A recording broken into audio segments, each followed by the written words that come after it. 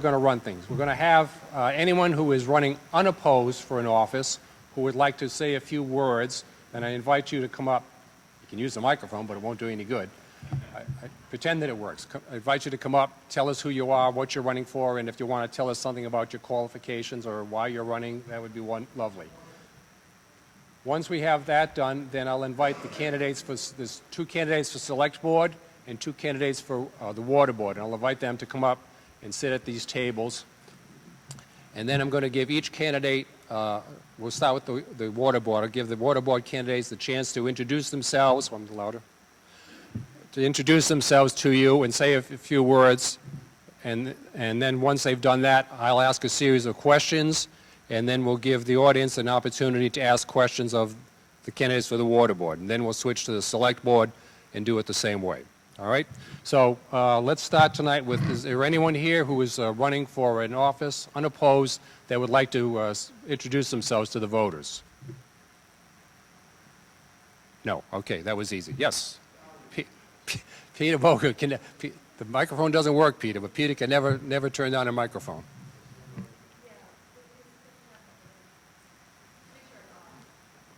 So I guess I'm supposed to pretend this is working. I'll use my basketball coach's voice. My name is Pete Bogren. I've lived in town about 60 years. I'm 61. I've been a selectman before. I was a selectman for 12 and a half years. Elected the same day, as a matter of fact, as Scott Brown was elected senator. And then I got off the board about 3 years ago, and I've been watching what's going on, and we all know that we're looking at an override and a financial crisis. And I've always been one that runs to the fire rather than away. So I'm back to see if I can't lend a hand and try to help guide us, or right the ship and get us going back in the right direction. If anybody has any questions, I'll be around. Feel free to stop by and say hello. But that's my introduction. Thank you. Thank you, Peter.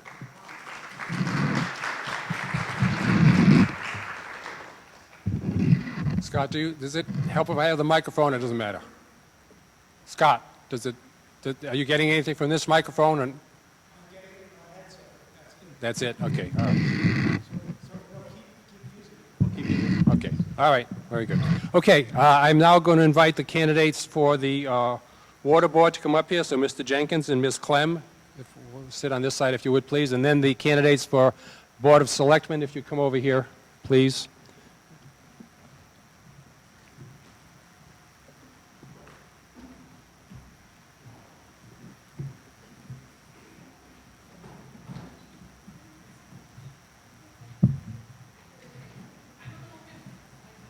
Yeah. I'm a little concerned about the sound. I have an ADA issue. I have a tap. If there is somewhere, if they don't have microphones, I won't be able to see what they're saying. Can you sit a little bit closer? Would that help if you sat right up here? Still not going to be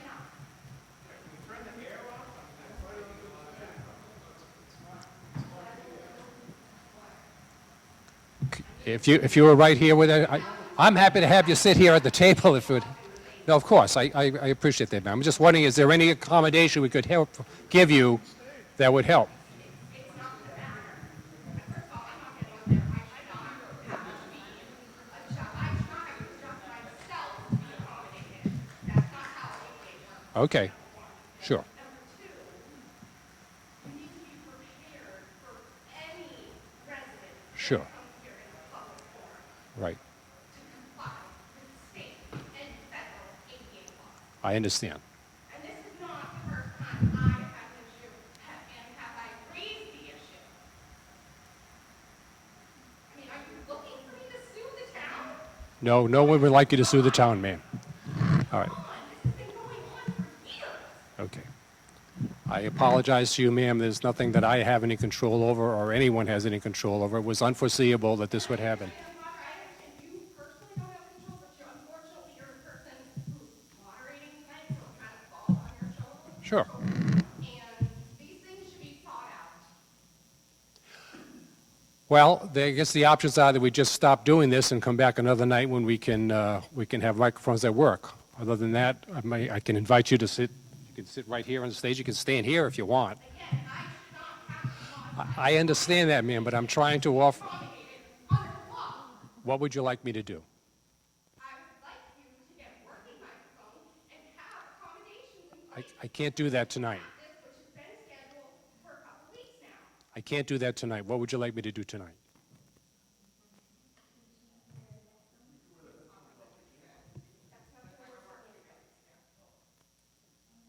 The implant screamed my head, not my ear. They were surgically implanted into my auditory nerve. I You all look out for a fucking lawsuit. Please file issues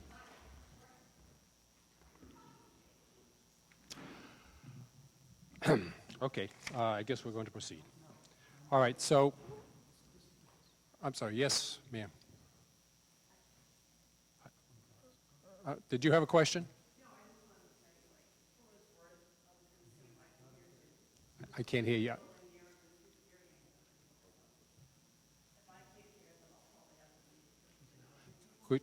Could you sit a little closer? That might help. I mean, I understand everyone's concerns, but what can I do?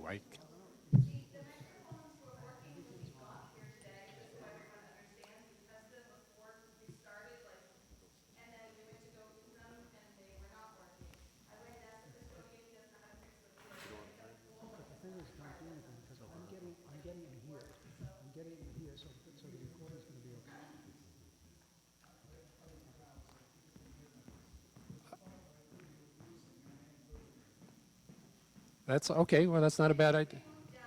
Okay, let's do that. Everybody just move down here. We'll be right in front.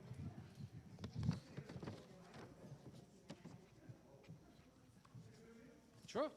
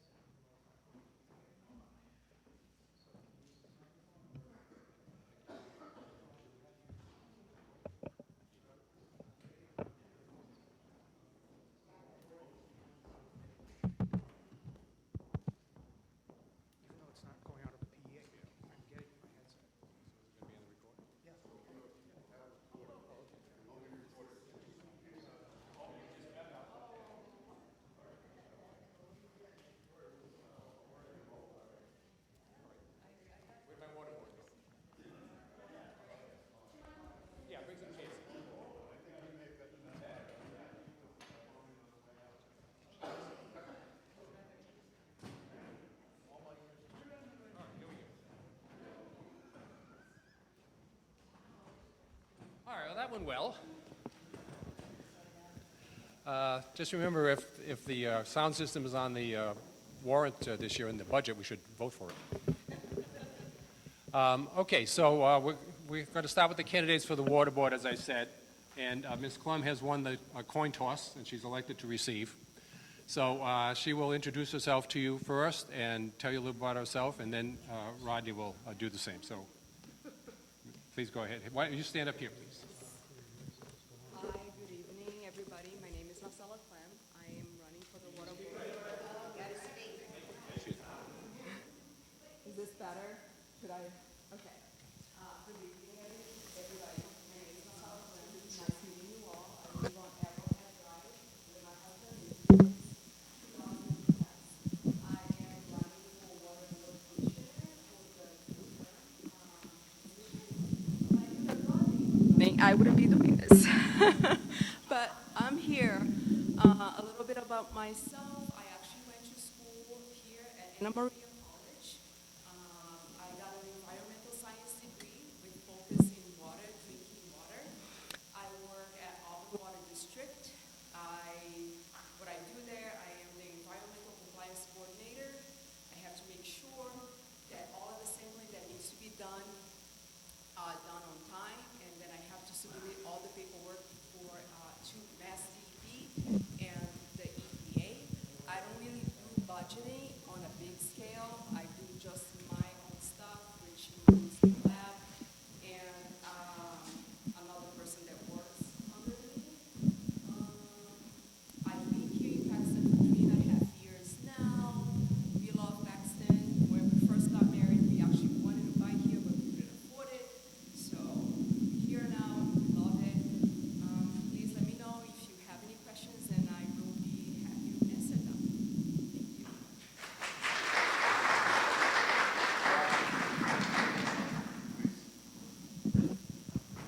Okay, and now, Rodney, well, introduce yourself, please. Rodney Jenkins, 140 Davis Hill Road. Born and raised in Paxton, and then moved away for many years, and then back, and I'm still back in the old 1743, keeping the old homestead going. Anyways, I've been commissioner since 2012. A little background.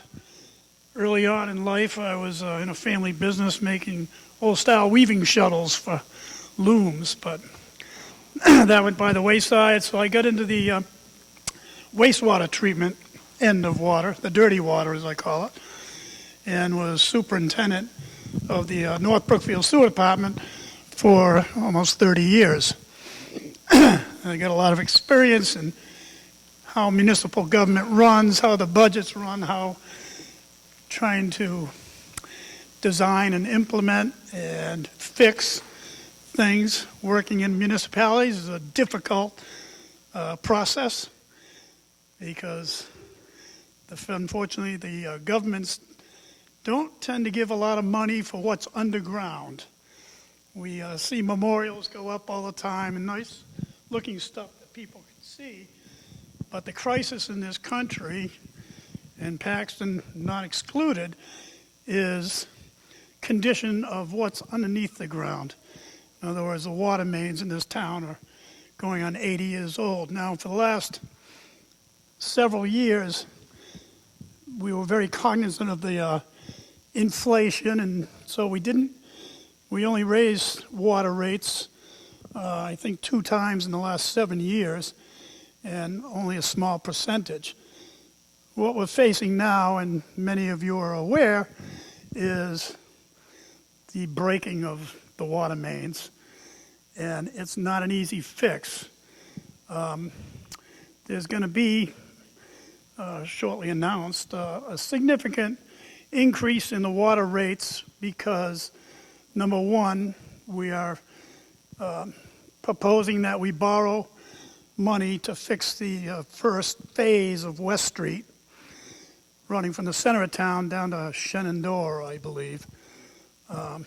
That's estimated to be almost $1.5 million. And it doesn't get you very much. It's like 2,300 feet. But the other item we've thrown into the budget for this year, and hopefully moving forward every year, is $150,000 to start doing repair work, repair and replace. It's a lot of money, but replacing, say, an 8-inch pipe costs about $300 a foot.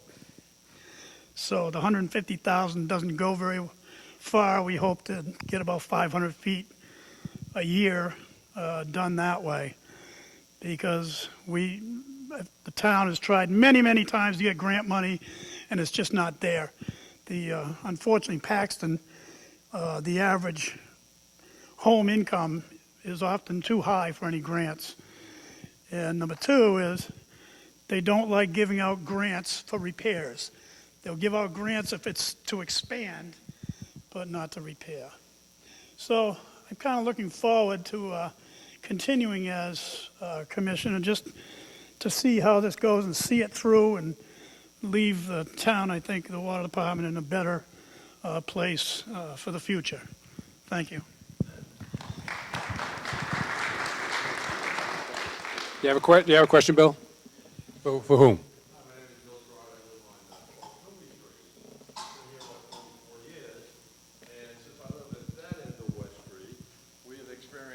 Not only 24 breaks every year, but beyond that 24 breaks. We also have Chapter 90 money.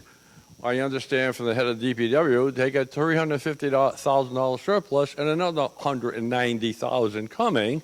And why can't they fix that? Number two, I talked to Heather. She says they have to get a grant. I asked her if she talked to the politicians. She said she did.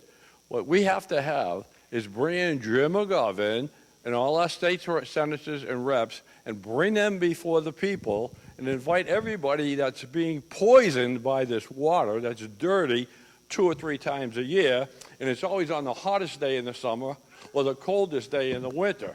And we're sick of living that way because the taxes keep going up. And if you're going to replace one pipe, and they seem to be breaking in the same area, maybe they should branch out and put 3 or 4 pipes in, because maybe there's a strain on that part of it. The other problem is, and I don't know if you might have the answer, there's a lot of iron in the water. The iron rotted the pipe in my kitchen ceiling. They had to do a big job, rotted the fixtures in the bathroom. Is that Worcester's problem or our problem? I'll answer that first. All right, hold on. Good answers for you. As far as you know, Paxton purchases their water from Worcester, which does go through a very large water treatment facility. I don't have a good answer. The answer, better person to ask that would be Travis about the iron. Sometimes the causes are that maybe you're at the end, towards the end of the line. I don't know if you are. And then if Travis knows about it, and you know they do he does water testing. I think at 6 locations in the town.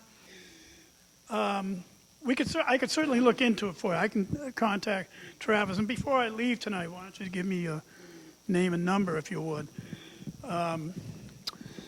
So that's one issue. Again, it's a DPW that decides what to do with road grant money. I'm not so sure that can be used for underground. I don't believe it can, but I may be wrong, and that's why we can't utilize that money. Okay, all right, so hold on. Please. No, please.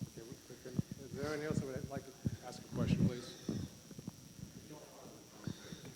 Okay, well, we're not having a conversation, we're having questions. Yeah, I think the better way to go about answering those questions is to contact the superintendent, DPW superintendent. Okay, thank you, and thank you, Rodney. Okay, and now I have a question for Ms. Klum. So, Ms. Klum, my question to you is, why do you want to be on the water board, and what is your understanding of what your function would be on the water board? Well, I think it's a good, to them. I think it's a great opportunity for me to serve the town. Why do I want to be, what was the question? Why do I want to? Why do you want to be on the water board? I think I can bring a lot of expertise according to what I do. Like I said, I do not do a lot of budgeting, but I do have a lot of experience with water itself. I do apply for grants, and I understand from the last meeting that I was in, and Rodney just actually said that because of the income, the median income in Paxton is too high. I think that maybe we should try to look into that a little bit more and try to get some grant to help us out, because this is a problem that it's not going to go away. It's not a problem of maintaining right now. We have to replace the water main service line in Paxton. And just like he said, it's not just a Paxton problem. This is a problem for small towns across the United States. So that's why I think I should be on board and maybe give him a little break. And I'm just kidding. But I think I can bring a lot in and try to help our town.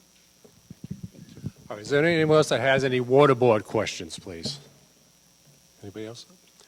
Okay, thank you both for your participation, and you can just take a seat back there if you want.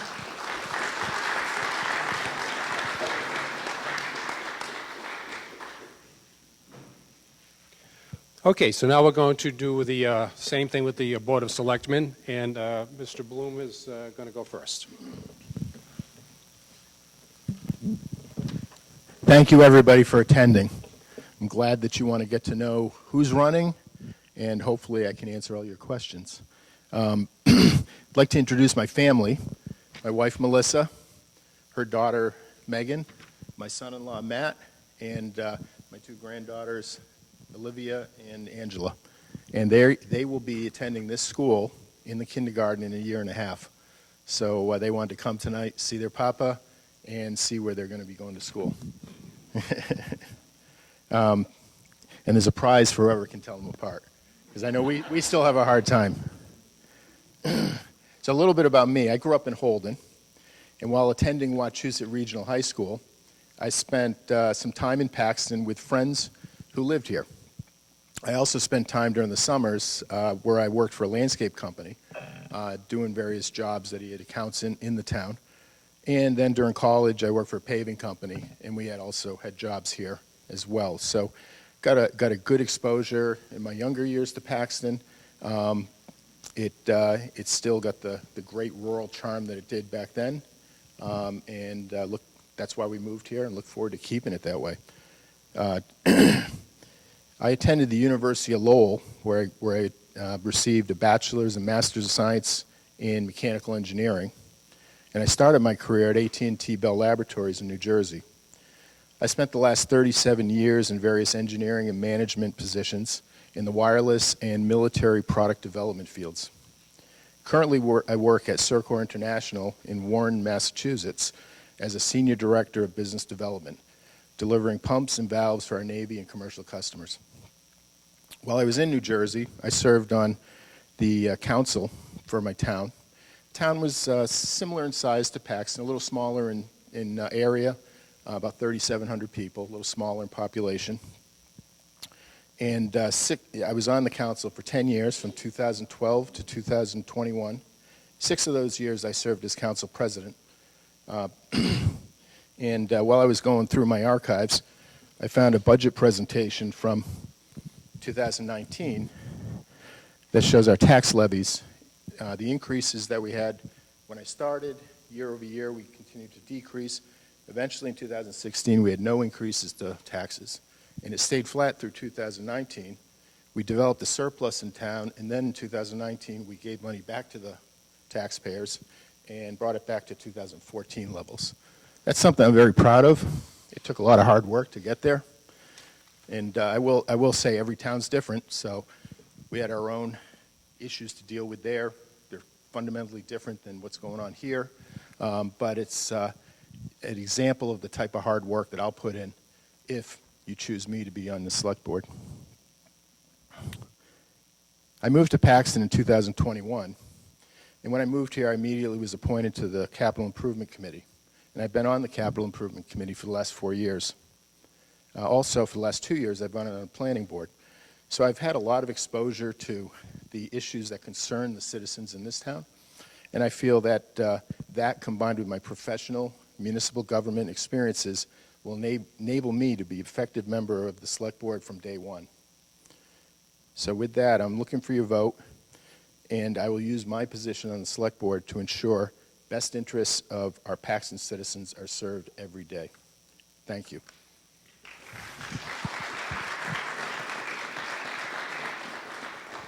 Now, Mr. Curtis.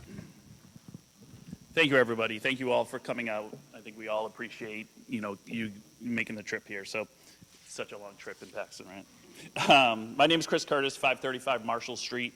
I've resided in Paxton for the last 9 years. Before that, I grew up right down the hill in Tatnick Square area, where I was born and raised. After graduating Bryant University, my wife and I bought our first home right down the street in Tatnick Square as well. Fast forward, we just had, we were blessed with twins, and they are graduating this year from PCS. Love PCS. A big decision for us to move to Paxton was the school district, but it wasn't the only one. The quiet, rural area of Paxton definitely made us consider Paxton a community and our home. Played a major factor in our decision. I have served in many private boards over the last 15 to 20 years. I have not served in a public seat. My ambition comes from my grandfather, who actually was the mayor of Worcester for 3 terms, and as well served 20 years in the city council. My father as well has been involved with many school committees across the Worcester County, and I know that there's a big commitment that is involved in taking a seat like this. I feel like I'm ready to take that move. When the select board went from 3 seats to 5, I thought that was the most optimal decision to make, to join something like the select board, to give back to all of you, give back to the residents. I won't be naive to think we are in a difficult financial burden as we are sitting here today. And I want to take that commitment and that dedication to get Paxton to where we all want it to be. I currently serve as a regional sales manager with Paychecks. It's a human capital management company that services all size companies. And we really look at the financial difficulties that some of the businesses are going through and provide services and products to those types of businesses to get them to succeed and be profitable. I'm confident with my qualifications and commitment will provide valuable insight to our town, right? We all love our town. Every time we drive into Paxton, my wife always says, hey, let's go to the Cape for the weekend. Let's go here. I'm like, why? Stay right here in Paxton. Because it's a home, right? It's our community. So I want to give back. I want to get us out of this financial burden and make Paxton, what it used to be and have, many years left within this community. So thank you very much.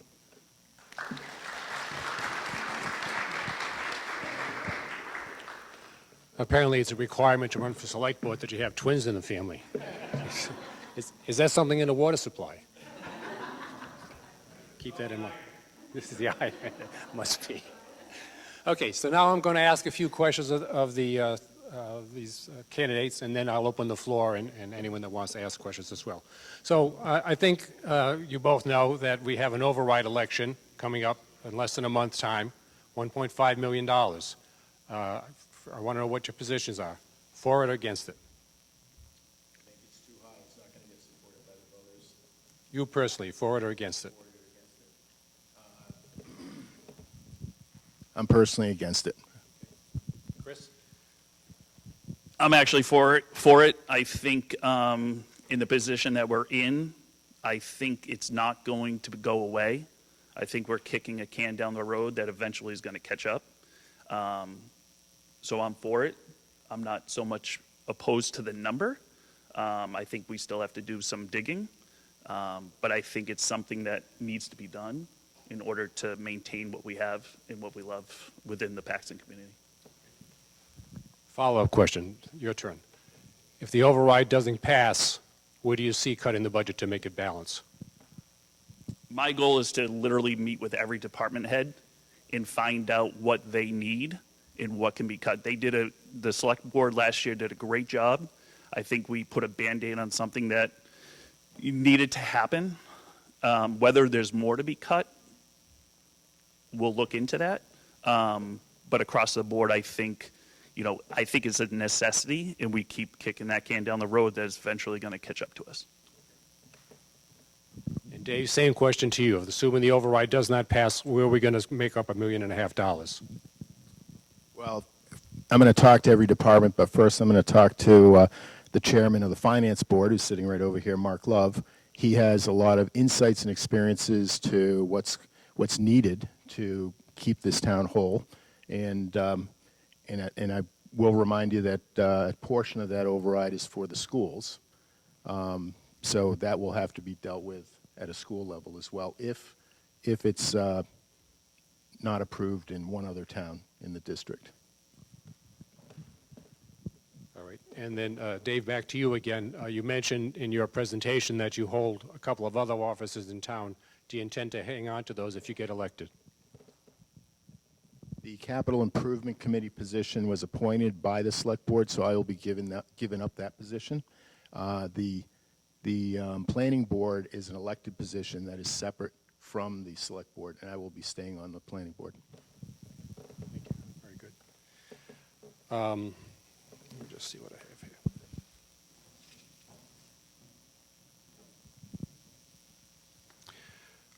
All right, so Chris, I think you've already spoken about this a little bit, but what approach would you take to balancing the town budget in the face of limited resources, and what your funding priorities would be if the town departments continue to ask for larger budgets than current finances allow?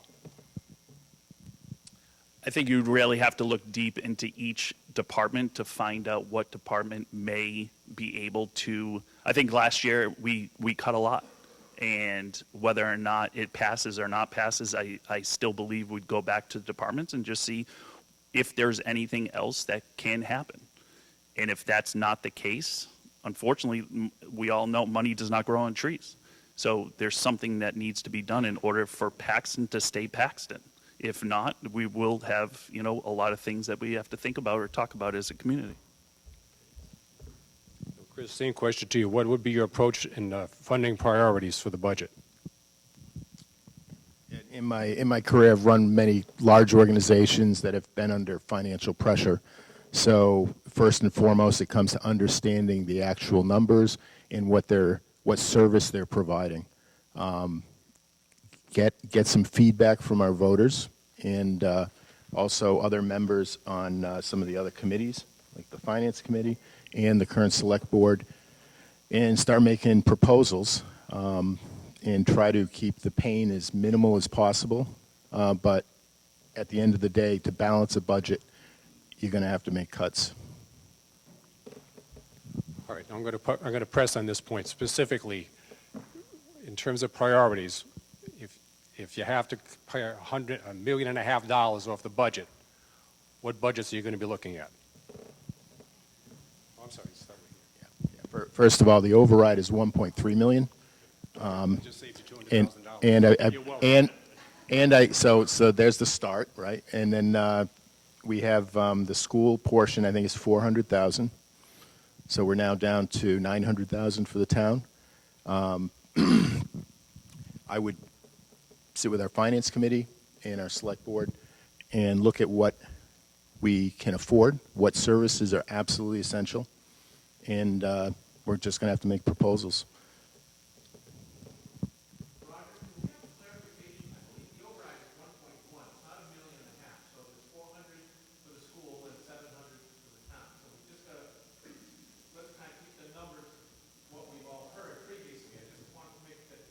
I'm sorry. That's my fault. I missed it. Thank you very much. The sample balance is 1.3.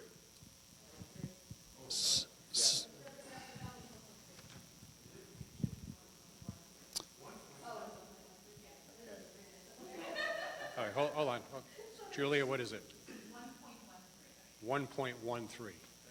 We're both right. Thank you. Yes, because I think the 411 is the school and the 734 changes for the town. And what was your question? The question was, if we have to find the $700,000 for the town, where's it going to come from? Again, 700 is no joke. I'll agree with Dave here. We got to go and look where else the money's going to come from. And if it's per department, I don't think it's fair to look at each department the same way, right? When we are looking at, we love Paxton with a lot of the recreational things that we offer. We love coming to Paxton. I love, is opening businesses in Paxton's going to do anything? Not at all, right? So I've been in many, meetings where, bring business into Paxton. That's not the answer. Could it help? Could it alleviate some of the pain? Sure. But that's not the answer. So the answer is going back, looking at list by list or department by department and seeing what is available. And if it's not, again, I go back to my original statement is it's going to get worse before it gets better if we don't come up with a solution. And that solution could be going department by department. Okay, I'm going to open up the floor. Does anyone ask any questions of either one of the candidates? Dory.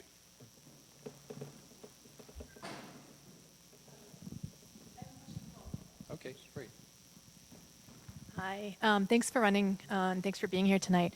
So I was just wondering, the town has faced a lot of challenges with getting information to voters before the town meeting, despite doing everything possible to have information sessions and all that. So do you have any ideas for, new tactics that the town could try to reach people before the town meeting so that everybody can resolve their concerns early?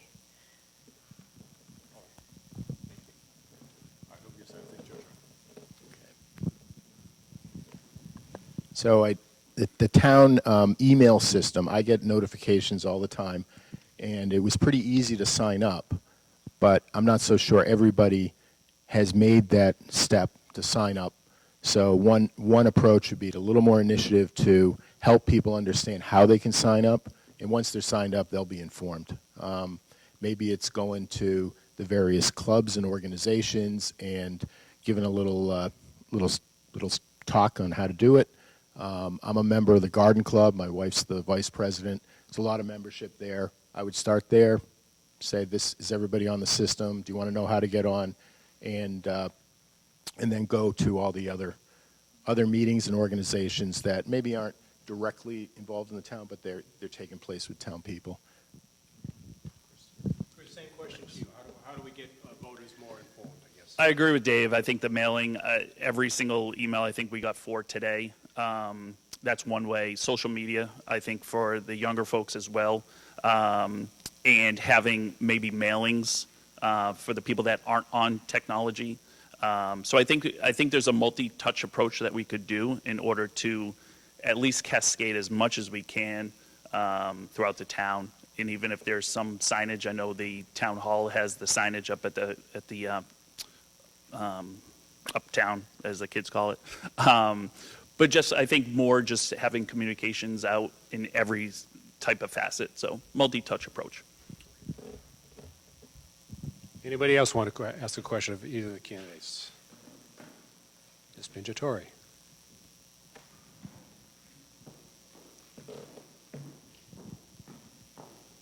Come on down. So what I'd like to ask the candidates is, what are you doing right now to educate yourself about how to be a selectman here in Paxton? How are you getting your information? Okay. I think we'll start with Chris this time. So last year is really the year that I really looked to start to come into a public seat. Obviously, with the override, a lot of the meetings I attended, and I've been continuing that through this year as well. I have been meeting with some of the department heads. Obviously, there's a lot, so I'm getting through some of them. Going to the town hall and introducing myself within the town hall and setting up times to meet each other. I'll be honest, Dave has served obviously in some public capacity within the Paxton. I have not. So getting my name out there, who I am. I'm a family guy within Paxton. I have a lot of friends that are obviously within Paxton, but I don't know a lot of people. So it's one of those things where just getting my name out and just understanding where people are within their departments and getting to know more and more of you as well as the department heads.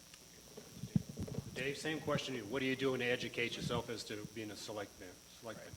So with the recent joint finance committee select board meetings, I have been dialing in to the Zoom number, listening very closely to the discussion around the budget because that'll be a number one topic coming in, regardless if it gets passed or not.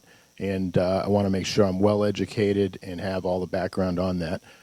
I go into the minutes and read them to make sure I'm on top of the issues, and also look at the agendas that come out to ensure that I know what the topics are that are being addressed by the select board.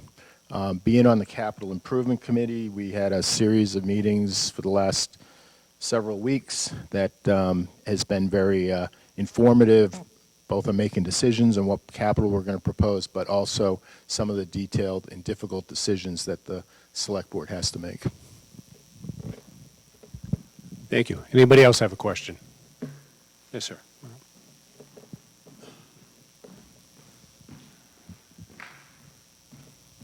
How you doing? I just got a quick question. I'm sorry, Chris. You were talking about looking at other places to find money, basically, other departments and what have you. Are you opposed to thinking out of the box and applying an MIH program to the fire department to try to generate more revenue? If you're not familiar with an MIH program, it's basically a doctor in a box. Instead of the ambulance rolling to every call, where we have an aging population, instead of having an ambulance roll, they have a basic EMT in a truck, like a minivan, if you will, or a car, and they roll to the house and see if it's something that the ambulance needs to respond to. Because oftentimes with the elderly population, we get, there's many calls that are just, I have a cold, a flu. The MIH program goes in with a laptop and the doctor actually talks to that patient. So as I see that we have a lot of outstanding debt on the fire department side, which I think was actually from previous, that's catching up to us now, but are you opposed to thinking outside of the box and trying to gain more money back to the town by keeping a ambulance in the house that's very expensive to run and having a lower care come into town and possibly generate revenue? Is that addressed to Chris? I'm going to let both of you answer the question. Okay. I think, Dave, you start. Okay. First, I would sit down and with the fire chief and look at all the calls and the situations that have had to been dealt with for the last year, 2 years, benchmarking what we're dealing with. Also, I know there are receipts that come from insurance companies when somebody is transported to the hospital. So the question from a revenue stream is, if you go with a different approach, does some of that revenue go also? And it may not be as big a savings as you think it is, but I would want to fully understand that in partnership with the chief and make sure there is a combined joint decision and recommendation on what to do. The driving principle here is the safety of the community and the health of the community, and that would be the number one principle that we'd look to optimize. I mean, I wouldn't have, yeah, I would agree with Dave here. I'm open to everything, obviously. But if there's revenue, I know that last year we were concerned about 2 EMTs if we lost the ambulance. The free cash with the receipts, like David had mentioned, that's revenue. So I'm always open, but to answer your question directly, I'd want to sit down with the chief to really understand, what you're asking. Okay. Anybody else? A question? Yes, sir. Come on up. Anybody tell you look like the Capital One bank guy? I've gotten that before. Yeah. Hi, Rory Glowick from West Street. Mr. Curtis, Mr. Bloom, thank you for stepping up, going for select board. Obviously, with business backgrounds, and we're looking at budget cuts, you can only cut so much, right? We're going to have to raise taxes. It's just a matter of how much. But can you give me an example, whether it's in your work career, personal career, where you have increased an influx of cash, where you've come up with an idea to generate revenue, bringing into the town? I'm sure you've come to this thinking about what can we do here in town, and we say build businesses. It doesn't mean necessarily a mom and pop shop. It could be something different, utility driven. So if you could give me an example of what you've done before, or maybe an idea you'd like to bring to town, I'd appreciate that. Thank you. Okay, Chris, we'll start with you. So in my current position at Paychex, obviously, we're meeting with, 500, 1,000 employee companies that obviously have some financial burden sometimes. But when you're asking from a town perspective, I think it's very hard to compare, even like a business experience versus a town. Thinking outside the box, right? I know, you mentioned the taxes going up, but there are things that we can do within the town to lower that burden. I think more events. I think we could bring the Paxton feel uptown. And is it going to generate a ton of money? No. But it will get more people involved within the community, raising some money, and just taking a little bit, even a little bit off. You turn on your TV or you look at your personal, expenses. We've all done adjustments, right? Gas is high, food's high. It goes across the board. So I really think looking and being creative and innovative thinking within the departments or the town, we can raise some money to offset a little bit of the pain. Will it solve it all? No. But it's something that, I'm willing to, come to the select board and kind of work with everyone to see how can we collaborate throughout all of the boards, and where can we maybe cut or do some other events within the town. It's a wide question. But there are things that we can do in order to limit some of the burden, but it won't all go away. So in my past life, when I was councilman in the town of New Jersey, we had an agreement for another town adjacent to us to manage and hold our court system. That agreement had escalated over the years, and I worked in negotiation with another town, and it was a much more lucrative, and it saved our town a lot of money. So we cut ties with our current court, went to a new one, and that was a pretty smooth transition, and it brought a lot of extra money into the pockets of our town people. Another side is when I got in 2012, we had a huge water loss problem. 50% of our water coming in was unaccounted for. So we hired a company to come in, there's a special scope that they put to find the water leaks. We found the water leaks, we repaired them. We also put new meters in all the homes and businesses in town. While doing that, we realized some people had bypassed the meters, some people had reversed the meters. All this stuff came out, and these new meters, they are wireless, and they keep data every second or so. So you had a true history of what was going on. Our water loss went down to 10% after that. So significant improvement in the water revenue that we were collecting in town.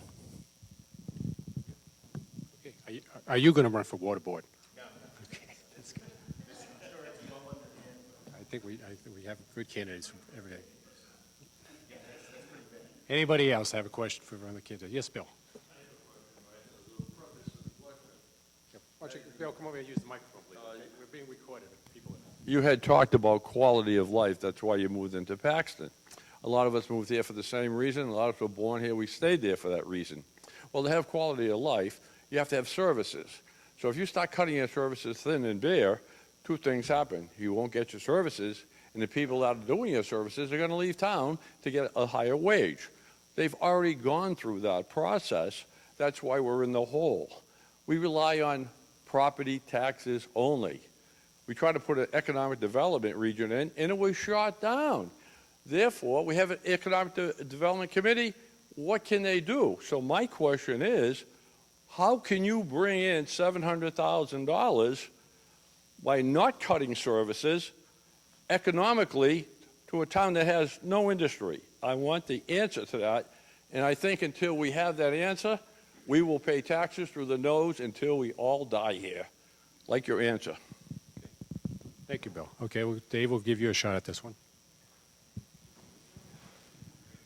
Yeah, it's a real art form to maintain service, but find fat in the budget that can be cut. I've done it before, but every situation is different, both in private life, both in industry, and in also the work I did back in New Jersey. The goal is to trim with the least pain, and the least pain to the taxpayers and the citizens, as well as the least pain to the organizations that we want to keep strong in the town. So there's no easy answer here, Bill. Keep trying on selected areas for business. That's one way. And keep working with the Economic Development Committee on their ideas and thoughts. Where are we going to get $700,000? My opinion, it's going to have to come from us. I think the override is a necessity. I think with the services that we have within Paxton, we all don't want those services to go down, right? When you think about, our homes and the community that we live in, we can bring in some, mom and pop stores, like Dave said, but we all need all the services, right? So it's a loaded question. Coming up with 700,000 or 734,000 is no easy task, but I think we can all agree that going back and really having someone from the outside going in and really looking at is there any more areas that we can look at? And if it's businesses coming in that can offset it, we can, look at other budget. There's a list that we can go through and really figure out where the 700, but the override, I believe, for us to keep what we have in Paxton and the love that we have for our community, I think the override is going to eventually have to happen, whether it's this year, next year, or 2 years. It's going, again, we're kicking the can down the road. It's eventually going to come to fruition. Sure. So if we go back to the history last year, We had an override for 1.4 million that was defeated quite significantly, 788 to 274. Then we tried another override for 950, and that was also defeated. A little closer, 538 to 457. Now, with my background, I'm an engineer, I'm a numbers guy. I think, and I'm just predicting, this override's not going to make it. We will be in the position to put another override on the table in the tune of 700, might make it. And that's better than nothing, right? And that's kind of where I'm at on this. Anybody else? Chief.